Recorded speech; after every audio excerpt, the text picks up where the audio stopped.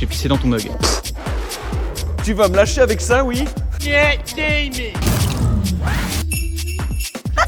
Et c'est l'heure de la capsule miroir. Attends, et voilà, bien sûr. Et putain, c'est du mauvais sens. Eh bien bonjour, c'est Jérôme Niel. Camille m'a invité pour Urbania à l'Olympia. Ça pose des questions, ça discute, ça dialogue. Et si au-dessus de nous, il y a marqué Redouane, c'est que moi je m'appelle Jérôme et là ce soir c'est Redouane et moi c'est en juin. J'ai commencé sur YouTube, on faisait des sketchs avec Studio Bagel par exemple. Si la Terre était un ovule, tu serais pas le bon spermatozoïde. J'aurais plus mal au cul avec un bon vieil hémorroïde. Moi j'écrivais ce qui me passait par la tête ou une idée de sketch. Et là pour ensuite pour les réseaux Insta et tout, c'est pareil, moi c'est une idée qui me vient ou je vois une vidéo sur TikTok, je décide de la détourner. Tiens, je peux te dire un secret? Go to the fucking gym. J'ai pissé dans ton mug. Pourquoi j'arrive pas à l'oublier? Pas parce que tu t'en souviens. Allez, bonne année!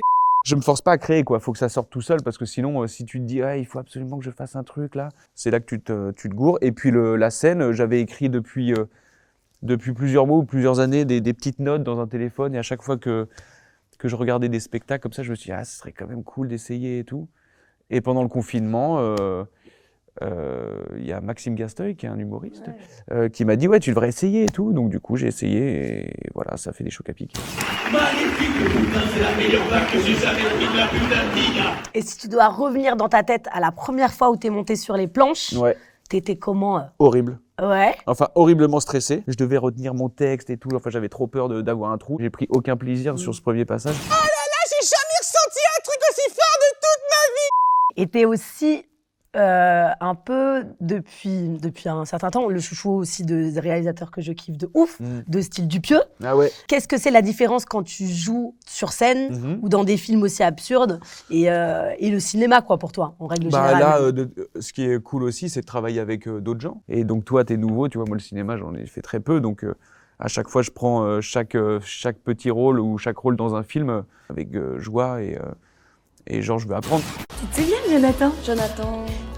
Mon amoureux du collège, Jonathan Lopez. Ta gueule! Est-ce que tu as un autre réalisateur ou un rôle que tu aimerais avoir qui pourrait être à contre-courant total de ce que tu as peut-être l'habitude de jouer ou qui te ferait kiffer?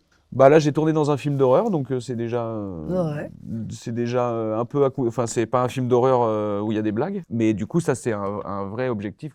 J'adore les films d'horreur, je suis fan de films de genre.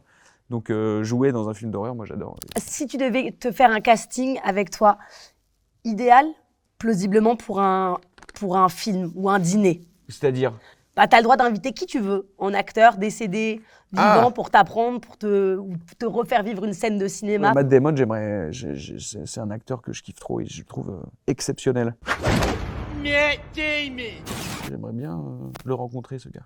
Et même jouer avec lui, en fait. Et même le diriger, en fait. Réaliser mon film avec lui, à l'intérieur. Sur quelle thématique? Ce serait un film sur les thématiques. Une scène, si tu dois m'en choisir une, qui te... Qui me marque? Ouais.